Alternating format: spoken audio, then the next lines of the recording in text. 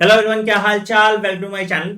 तो गाइस, आज की वीडियो में हम बात करने वाले हैं chapter wise, topic wise trend analysis for NEET 2024 exam.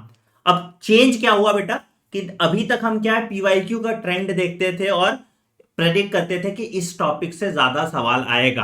अब हम पीवाईक्यू का ट्रेंड तो देख रहे हैं, प्लस हम एनटीए का जो लेटेस्ट सिलेबस है, अभी जो सिलेबस आया है एनटीए का, उसके हिसाब से क्या चेंजेस होंगे, कौन सा टॉपिक अब ज्यादा इंपॉर्टेंट है या ज्यादा वेटेज वाला है, उन सब पे डिटेल में बात करने वाले हैं। ये पूरे लेक्चर का पीडीएफ आपको मेरे टेलीग्राम चैनल t.me/anandmani001 पे मिल जाएगा और आप वहां से इसको अच्छे से डाउनलोड कर सकते हो और अपनी पढ़ाई इसी सीक्वेंस में फॉलो कर सकते हैं, जिससे आप बायोलॉजी में 360 मार्क्स ला पाएंगे। इसी को एक्चुअल स्मार्ट स्टडी कहते हैं बच्चों। तो चलिए शुरू करते हैं आज का लेक्चर। अगर ऐसा ही लेक्चर तुमको फिजिक्स और केमिस्ट्री का भी चाहिए तो कमेंट सेक्शन में मेंशन कर देना, तो हम फिजिक्स और केमिस्ट्री का भी ऐसा लेक्चर बनवा देंगे। और इस चैनल को सब्सक्राइब कर लो अगर इस चैनल को सब्सक्राइब नहीं किए हो तो। चलिए बात करते हैं सबसे पहले चैप्टर की, that is living world. Living world में जैसे कि आपको पता है कि what is living world, taxonomical aids हटा दिया गया है एनटीए के सिलेबस से, तो दो कैटेगरी बच जाती है। क्या sir? Diversity in living world और टैक्सोनॉमिकल कैटेगरी। अब ये जो ट्रेंड एनालिसिस आप देख रहे हो, ये पिछले 15 साल में कितने क्वेश्चन आए हैं उसका ट्रेंड एनालिसिस है। ठीक है, तो अब देखो भैया, तो क्या दिख रहा है आपको? Diversity in living world. Diversity in living world से कहां से क्वेश्चन पूछते हैं? तो ज्यादातर क्वेश्चन जब आप देखोगे डाइवर्सिटी इन लिविंग वर्ल्ड, तो बायोलॉजिकल क्लासिफिकेशन पे क्वेश्चन पूछा गया, और टैक्सोनॉमिकल कैटेगरीज में उस टेबल से क्वेश्चन आता था जहां पे सैपिंडेल्स पोएल्स लिखा हुआ था, है ना। तो दो चीज जो इंपॉर्टेंट है उस पर आपको फोकस करना है। तो मतलब इससे आप एक क्वेश्चन एक्सपेक्ट कर सकते हैं। ये क्वेश्चन डायरेक्ट क्वेश्चन होगा और इजी क्वेश्चन होगा। मतलब इस चैप्टर में ऐसा कुछ घुमा के तुमसे नहीं पूछा जाता। घुमा के कहां आता था? डिफाइनिंग फीचर पे अगर क्वेश्चन आ जाता था तो वो घुमा के आता था। तो ये डायरेक्ट क्वेश्चन पूछा जाएगा, एक क्वेश्चन पूछा जाएगा। और क्या इंपॉर्टेंट है? बाइनोमियल नोमेनक्लेचर, और वो टेबल बड़ा इंपॉर्टेंट है। वो टेबल अच्छे से आपको पढ़ लेना है, ठीक है। दूसरे चैप्टर की बात करें, दैट इज बायोलॉजिकल क्लासिफिकेशन। अब यहां पे देखोगे सबसे हाईएस्ट वेटेज वाला जो पार्ट है, दैट इज तुम्हारा virus, viroid, prions and lichens. ये सबसे छोटा है, इसको आप जरूर से जरूर कर लीजिए। मैं इसको किसी और कलर से हाईलाइट कर दूंगा जो इंपॉर्टेंट है उसको, ठीक है। इसको आप जरूर से जरूर कीजिए, इसको बिल्कुल मत स्किप कीजिएगा। इसमें वायरॉइड और प्रायंस पे सवाल लगभग हर साल पूछा जाता है। दूसरा, किंगडम फंगाई के एग्जाम्पल्स पे सवाल पूछा जाता है बहुत सारा। सेप्टेट है कहाँ पे सिनोसिटिक टाइप का है, वो सब कुछ पे सवाल पूछा जाता है। किंगडम मोनेरा से आपको सवाल देखने को मिलता है। तो अगेन यहाँ पे भी डायरेक्ट सवाल आपसे पूछा जाता है। यहाँ से आपको 2 से 3 क्वेश्चन आप एक्सपेक्ट कर सकते हैं, और बड़ा इजी क्वेश्चन आता है और ये डायरेक्ट क्वेश्चन आता है। मतलब इसमें कोई कंफ्यूजन का बात नहीं है। अगर इस चैप्टर को तुम ढंग से पढ़ लोगे तो तुमसे 2 से 3 क्वेश्चन यहाँ पे आराम से बन जाता है। इन क्वेश्चन के आप एनसीईआरटी रिव्यू अच्छे तरीके से फॉलो कर सकते हैं, ठीक है। एनसीईआरटी रिव्यू जो मेरा ऑलरेडी प्लेलिस्ट बनी हुई है, और इसका सिर्फ एनसीईआरटी रिव्यू काफी है। यहां भी सिर्फ एनसीईआरटी रिव्यू काफी है। मैं लिख दूंगा कहां पे तुमको कॉन्सेप्चुअल अंडरस्टैंडिंग चाहिए और कहां पे सिर्फ एनसीईआरटी रिव्यू काफी है, ठीक है। तीसरा चैप्टर आता है इसमें प्लांट किंगडम। प्लांट किंगडम में एल्गे के एग्जाम्पल्स पे क्वेश्चन आए हुए हैं, ठीक है। तुम्हारे टेरिडोफाइट्स पे क्वेश्चन आए हुए हैं, जिम्नोस्पर्म से क्वेश्चन आए हुए हैं। प्लांट लाइफ साइकिल टेक्निकली तो तुम्हारे हटा दिया गया है। प्लांट लाइफ साइकिल तो टेक्निकली तुम्हारे नए एनटीए के सिलेबस में नहीं है, लेकिन लाइफ साइकिल तुम इवेंचुअली एल्गे में पढ़ ही लेते हो, तो कोई लॉजिक उसका नहीं बना उसको हटाना नहीं हटाना, है ना। तुमको पता ही है एल्गे में मेजरली हैप्लॉन्टिक होता है, तुम्हारा ब्रायोफाइट में हैप्लोडिप्लॉन्टिक होता है, टेरिडोफाइट में डिप्लोडिप्लॉन्टिक होता है, और जिम्नोस्पर्म एंजियोस्पर्म में डिप्लॉन्टिक लाइफ साइकिल होता है। बेसिक तुमको पता है। एग्जाम्पल कुछ कुछ एक्सेप्शन है कि फ्यूकस में डिप्लॉन्टिक लाइफ साइकिल होता है। तो टेक्निकली ये वाला पार्ट भी हटा नहीं है, मतलब तुम पढ़ ही लेते हो उसको एल्गे में। तो इस चैप्टर का पूरा पूरा ही सवाल आएगा। 3 क्वेश्चन आप इस चैप्टर से एक्सपेक्ट कर सकते हैं, और ज्यादातर क्वेश्चन इसमें जो होते हैं वो एग्जाम्पल या डायग्राम पे क्वेश्चन आते हैं। डायग्राम पे क्वेश्चन पीवाईक्यू में पिछले 5 साल में नहीं देखने को मिल रहा, बट उसके पहले आया करते थे। तो अगेन यहां भी जो क्वेश्चन है वो इजी क्वेश्चन होगा, और यहां भी सेम अगर आप डिटेल एनसीईआरटी रिव्यू, जो मेरा एनसीईआरटी रिव्यू वाली सीरीज है, वहां से करेंगे तो आपका पूरा प्रॉब्लम यहां पे सॉल्व हो जाएगा। इसको 2 बार देखेंगे, ये चैप्टर आपका कंप्लीट हो जाएगा और आपसे सारे क्वेश्चन बन जाएंगे। चौथा चैप्टर है that is animal kingdom. Animal kingdom में मिक्स फॉर्म में क्वेश्चन आता है। क्लासिफिकेशन के सीक्वेंस में लेवल ऑफ ऑर्गेनाइजेशन पे ज्यादा सवाल पूछा जाता है। तो उस तरह से तुम देखोगे तो एनिमल किंगडम में तुमको सब कुछ ही पढ़ना पड़ जाता है। अगर तुम इसको एक टेबल के फॉर्म में पढ़ लो, जिसको हम कंपैरेटिव स्टडी कहते हैं,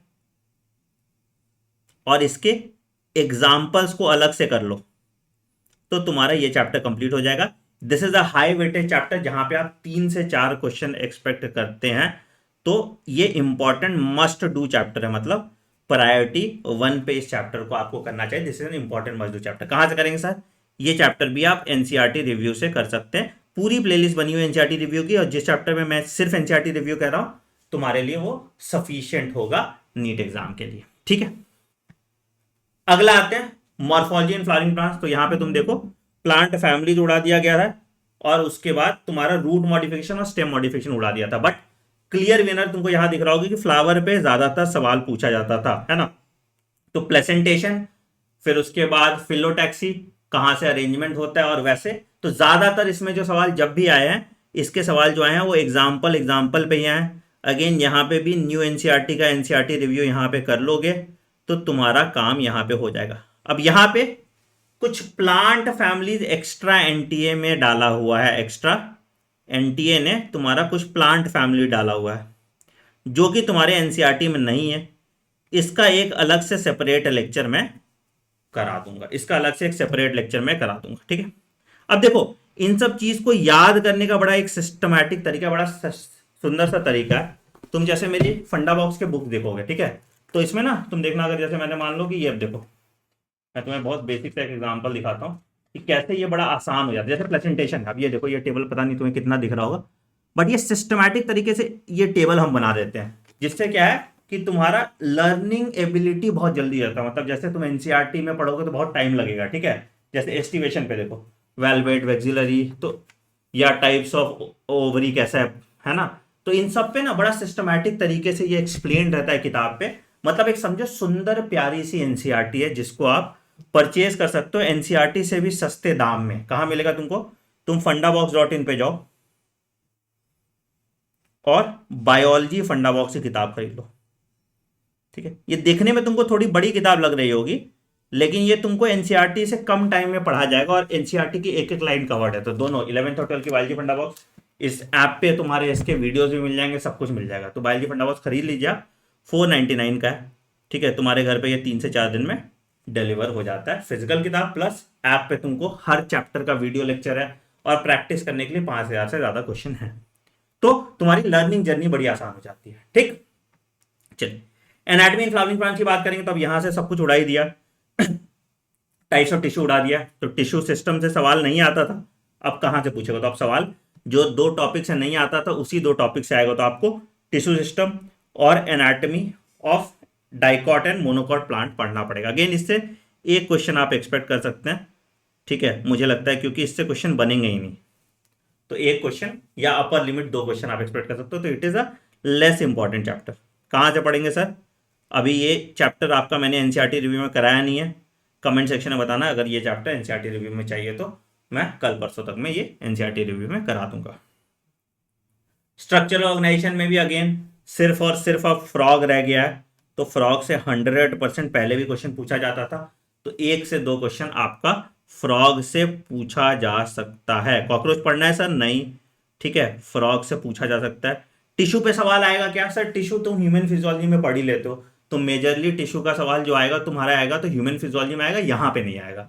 तो यहाँ पे फ्रॉग पढ़ो, ह्यूमन फिजियोलॉजी में डिटेल में टिश्यू देख लो।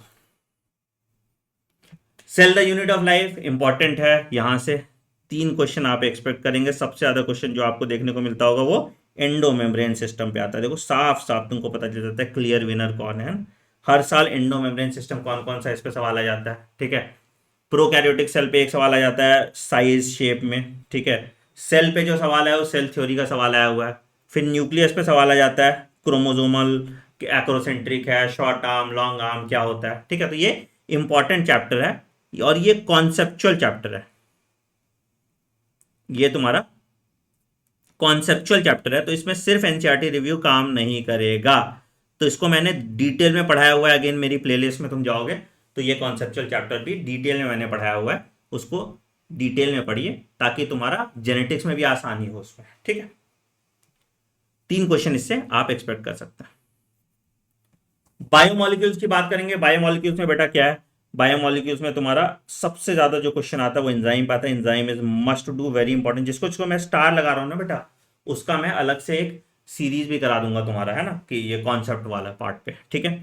और क्वेश्चन जो आता था स्ट्रक्चर पे आता था, स्ट्रक्चर पे तुमको 2 क्वेश्चन देखने को मिलता था, ठीक है।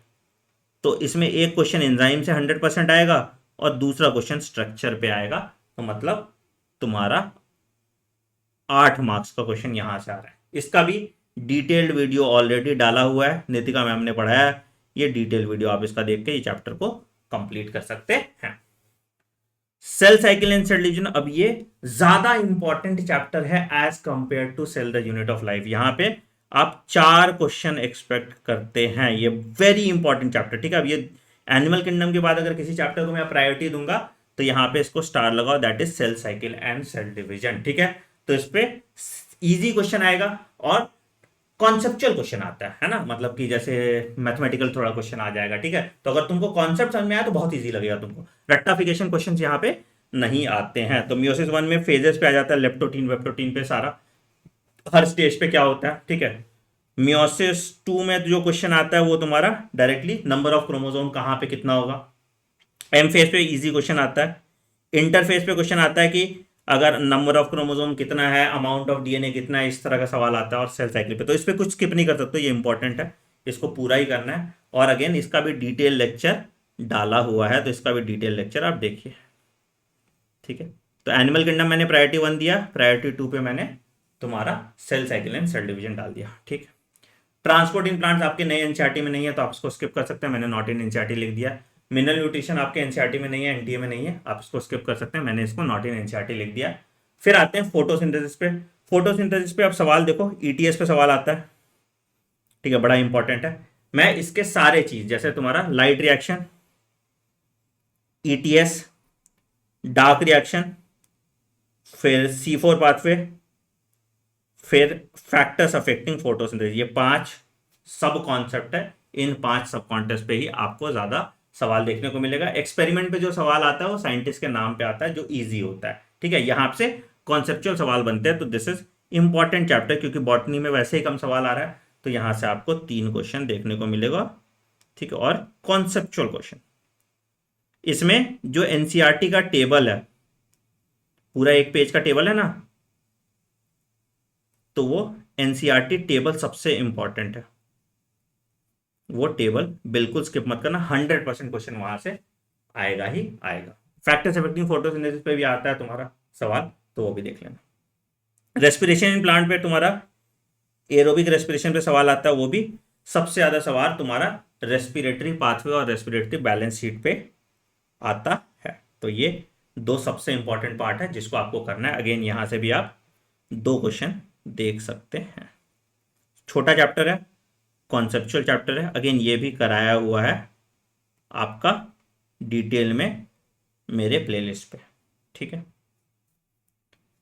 Plant growth and development, again पहले भी इसके क्वेश्चन जो है प्लांट ग्रोथ रेगुलेटर पे ही आता था, अभी भी क्वेश्चन जो है इसका प्लांट ग्रोथ एंड रेगुलेटर पे ही आएगा। ऑक्सिन क्या करता है, साइटोकाइनिन का काम क्या है, कौन एब्सेशन करा रहा है, कौन डीप राइस प्लांट में वो कर रहा है, तो इसी तरह का जो भी क्वेश्चन आता है वो प्लांट ग्रोथ रेगुलेटर पे आता है। अगेन यहां से भी 2 क्वेश्चन आएगा, और ये डायरेक्ट क्वेश्चन है, ये तुम्हारा डायरेक्ट क्वेश्चन है, तो इसमें कोई स्ट्रेस नहीं लेना पड़ेगा तुमको, आराम से ये क्वेश्चन तुम कर सकते हो। प्लांट ग्रोथ एंड डेवलपमेंट का भी एनसीईआरटी रिव्यू काफी है, इसमें ज्यादा दिमाग लगाने की जरूरत नहीं है, ठीक है। तो ये आपका प्लांट फिजियोलॉजी खत्म हो गया। ह्यूमन फिजियोलॉजी में डाइजेशन एब्जॉर्प्शन आपके सिलेबस में नहीं है, तो इसको छोड़ देते हैं। Breathing and exchange of gas, अब यहाँ पे तुम कुछ मत करो, ह्यूमन फिजियोलॉजी में सब कुछ पढ़ो। सवाल मैकेनिज्म ऑफ ब्रीदिंग से कौन बंद होता है, कौन खुलता है ना, मतलब कौन कॉन्ट्रैक्ट होता है, कौन रिलैक्स होता है, इस पे सवाल आता है, ठीक है। ट्रांसपोर्ट ऑफ गैसेस पे सवाल आता है, रेस्पिरेटरी वॉल्यूम पे सवाल आता है, और सबसे ज्यादा सवाल जो आता है रेस्पिरेटरी डिसऑर्डर पे तुमको देखने को मिला होगा, इम्फाइसेमा वगैरह वगैरह, है ना, आपने उस पर सवाल देखने को मिला होगा। तो ये की टॉपिक्स है, बट डू नॉट स्किप। अब ह्यूमन फिजियोलॉजी में एक लाइन भी स्किप मत करो, ये तुमको आगे भी काम देगा, तो इसको डिटेल में पढ़ो। लेक्चर इसका डाला हुआ है सेम प्लेलिस्ट में, मैं प्लेलिस्ट अपलोड कर दूंगा, ठीक है। कितने क्वेश्चन आएंगे सर इससे?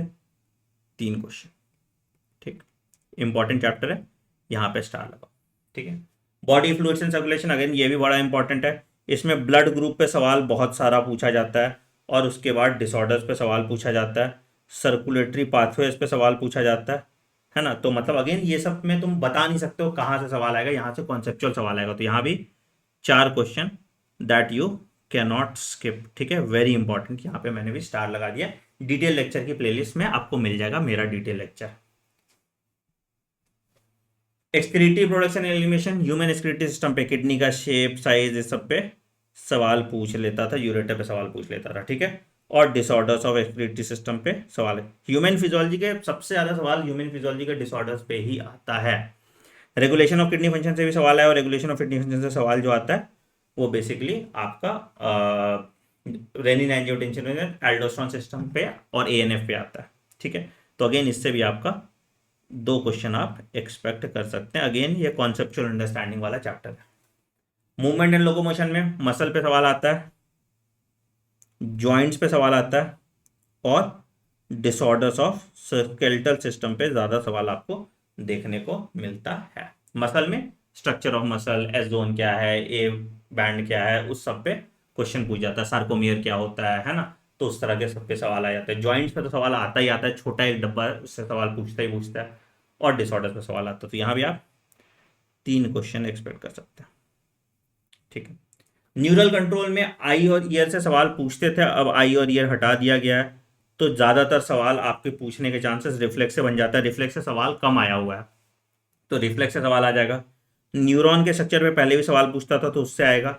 सीएनएस पे सवाल ज्यादा आ जाएगा, और रिफ्लेक्स पे सवाल अब ज्यादा आ जाएगा। तो अगेन बड़ा चैप्टर है, इससे 3 क्वेश्चन आप एक्सपेक्ट कर सकते हैं। अब आई ईयर नहीं है तो न्यूरॉन पे ज्यादा या रिफ्लेक्स एक्शन पे ज्यादा सवाल आपको देखने को मिल जाएगा।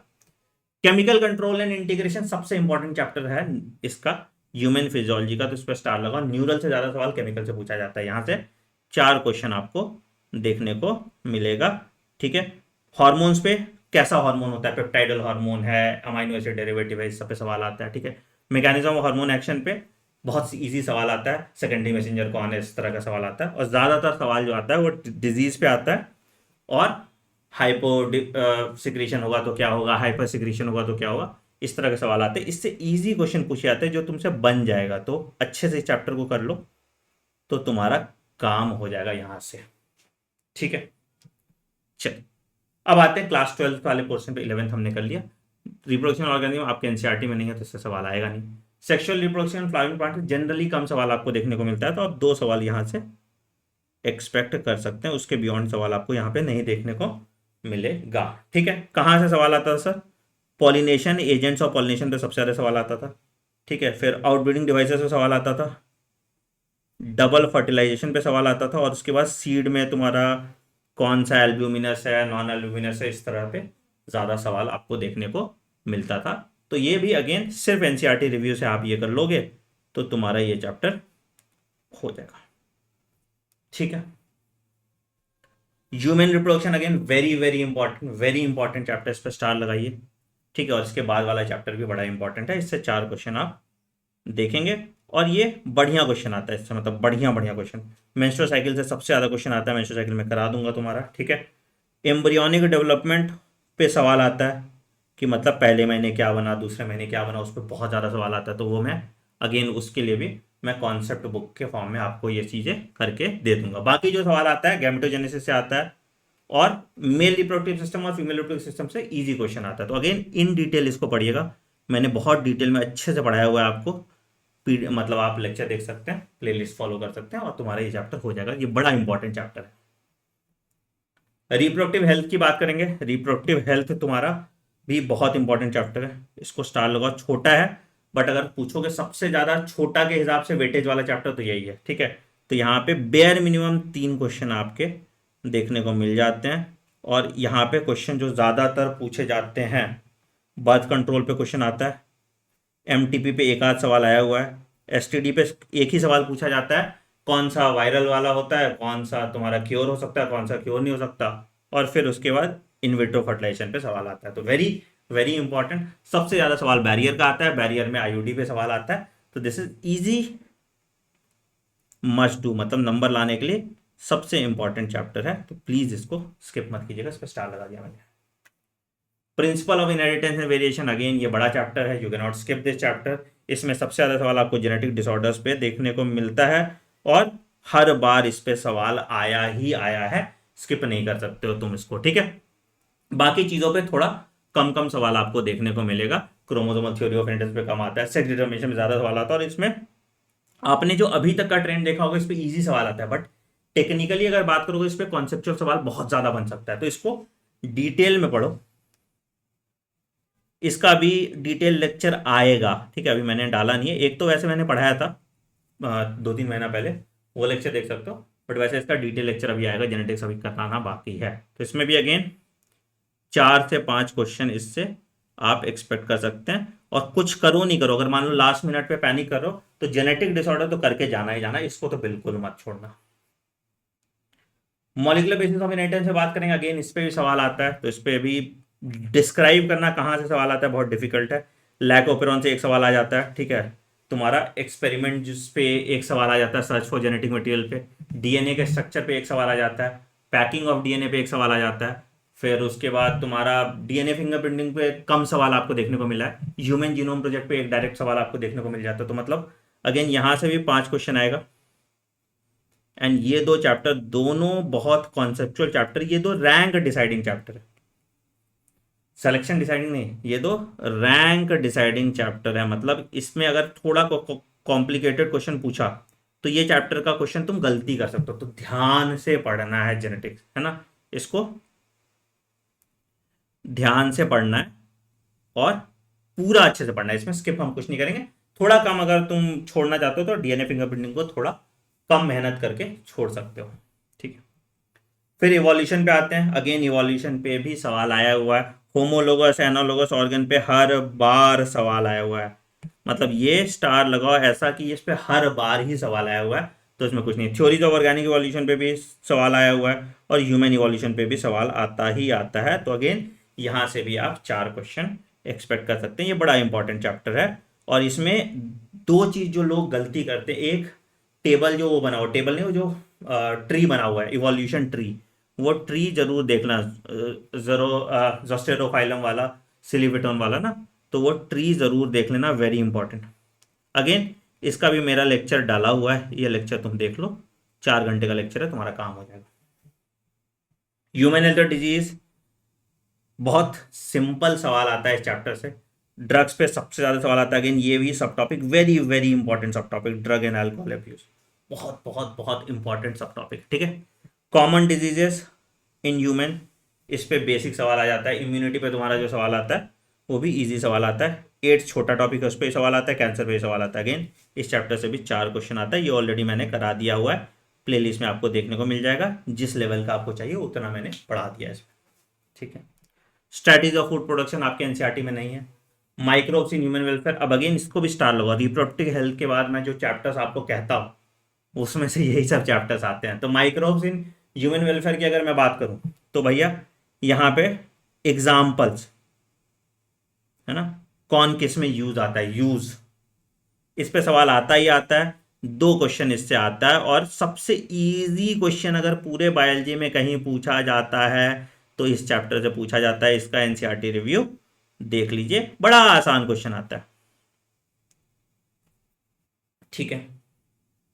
बायोटेक्नोलॉजी प्रिंसिपल एंड प्रोसेस और एप्लीकेशन मिला के 5 क्वेश्चन पूछा जाता है, तो मान लो इससे 2 क्वेश्चन आएगा, और एक्चुअली एप्लीकेशन से ज्यादा क्वेश्चन आ जाता है क्योंकि एग्जाम्पल बेस्ड होता है, ठीक है। तो tools of recombinant DNA technology पे क्वेश्चन आ जाता है। फिर प्रोसेसेस में तुम्हारा पीसीआर पे क्वेश्चन आ जाता है। बायोरिएक्टर पे क्वेश्चन कम ही आया है, तो तुमको देखने को कम मिलेगा, ठीक है। एप्लीकेशन पे बहुत क्वेश्चन आता है, ये अगेन तीसरा सबसे इंपॉर्टेंट चैप्टर, जिसको बिना दिमाग लगाए आप नंबर स्कोर कर सकते हैं। मैं अभी लास्ट में लिख भी दूंगा तुमको कौन कौन सा चैप्टर जिससे तुम बिना दिमाग लगाए नंबर स्कोर कर सकते हो, ठीक है। तो अगेन बायोटेक्नोलॉजी मेडिसिन पे एग्जांपल आ जाता है। एडीए डिफिशियंसी पे तुम्हारा इंसुलिन, सब पे सवाल पूछता ही पूछता है। एथिकल इश्यूज पे सवाल पूछ देता है। बायोपायरेसी वगैरह पे सवाल आ जाता है। एग्रीकल्चर पे भी सवाल पूछा ही पूछा है। तो ये बड़ा इजी क्वेश्चन है, ये एनसीईआरटी रिव्यू से कर सकते हो। अगेन इसका भी वेटेज बहुत ज़्यादा है, ठीक है। फिर आते हैं ऑर्गेनिज्म एंड पॉपुलेशन। यहाँ पे भैया कुछ भी छोड़ना तो ये कभी छोड़ने का गलती मत करना। अगेन ये भी 100% यहाँ से 1 से 2 सवाल पूछा जाएगा। पॉपुलेशन इंटरेक्शन पे सवाल आता ही आता है। पॉपुलेशन से dN/dt = Rn, वाले पे एक सवाल आ जाएगा, वंश पर लॉजिस्टिक ग्रोथ कर पे एक सवाल आ जाएगा। तो अगेन यहाँ पे 3 क्वेश्चन आएगा छोटू से चैप्टर से।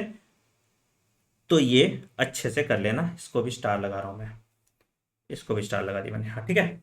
इकोसिस्टम की बात करेंगे। इकोसिस्टम में इकोलॉजिकल पिरामिड पे तुमको कॉन्सेप्चुअल सवाल देखने को मिलता है। बाकी सारा सवाल जो है productivity, GPP is equal to NP minus, बहुत रट्टाफिकेशन होता है। सिर्फ एक इकोलॉजिकल पिरामिड पे कॉन्सेप्चुअल सवाल तुमको देखने को मिलता है। अगेन यहाँ पे भी 2 क्वेश्चन आप एक्सपेक्ट कर सकते हैं। इजी कुछ चैप्टर है, एनसीईआरटी रिव्यू से आप कर लीजिएगा, तुम्हारा पूरा कंप्लीट हो जाएगा, ठीक है।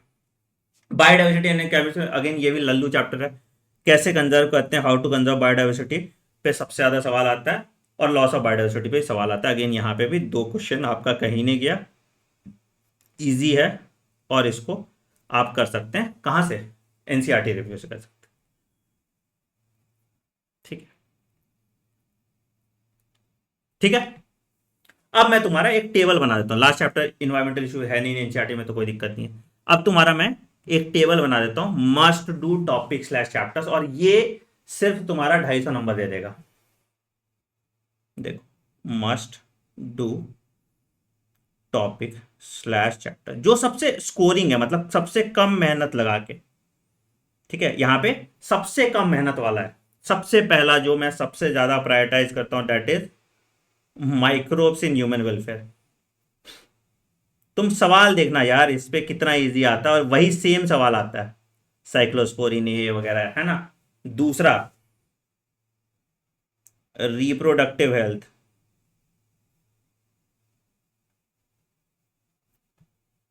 तीसरा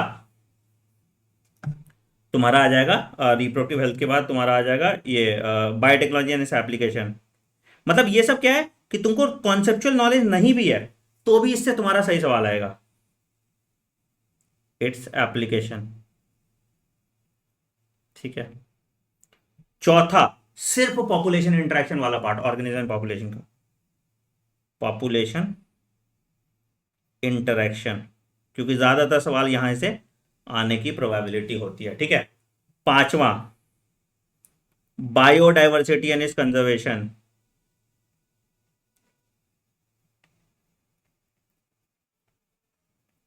ठीक है। छठा, तुम्हारा biological classification, specially specially virus, viroid, prions वाला, वायरस, वायरॉइड्स और प्रायोन्स, ठीक है। अगला, एनिमल किंगडम,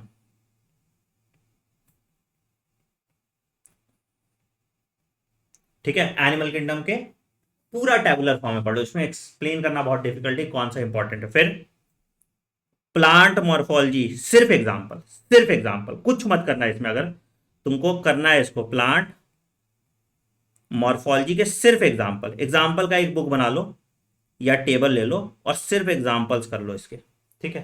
प्लांट मॉर्फोलॉजी के सिर्फ एग्जांपल्स कर लो। ये ऐसे चैप्टर्स हैं जिसमें बिना दिमाग लगाए तुम्हारे 100 नंबर हो गए। बेयर मिनिमम 100 नंबर बोल रहा हूं मैं, 100 से ज्यादा ही हो जाएंगे, ठीक है, बिना दिमाग लगाए, बिना दिमाग लगाए। तो अगर तुम जीरो लेवल से कर रहे हो तो ये सबसे पहले करो, ठीक है, ये सबसे पहले करो। और कॉन्सेप्चुअल टॉपिक के लिए मैं अलग से वीडियो बना दूंगा, बहुत लंबा वीडियो हो जाएगा नहीं तो। कॉन्सेप्चुअल टॉपिक की मैं एक प्लेलिस्ट तुमको बना के दे दूंगा, जहां पे मैं एक एक कॉन्सेप्चुअल टॉपिक पढ़ा दूंगा, ठीक है। इस पे मैं अलग से एक वीडियो बना दूँ, ठीक है। यहाँ पे कुछ चीज़ और ऐड कर ही लो, अगर थ्योरेटिकल कर ही रहे हो ना, और जेनेटिक डिसऑर्डर कर लो, मैं भूल गया था, ठीक है। फिर इंजाइम्स कर लो, इंजाइम्स थोड़ा कॉन्सेप्चुअल हो जाता है, बट सवाल यहाँ से भी आ जाएगा, ठीक है। फिर कॉन्सेप्चुअल में तुम्हारा आ जाएगा, हाँ, जेनेटिक डिसऑर्डर्स बोला मैंने, इंजाइम्स बोला, और मुझे देखने तो जो जो जैसा आता जाएगा मैं लिखता रहूँगा। बायोडाइवर्सिटी बता ही दिया तुमको, इकोलॉजिकल पिरामिड पे सवाल आ जाएगा, ठीक है। बाकी तो मैंने हाईलाइट कर दिया है, तो मतलब पहले तुम इतना करो, ठीक है।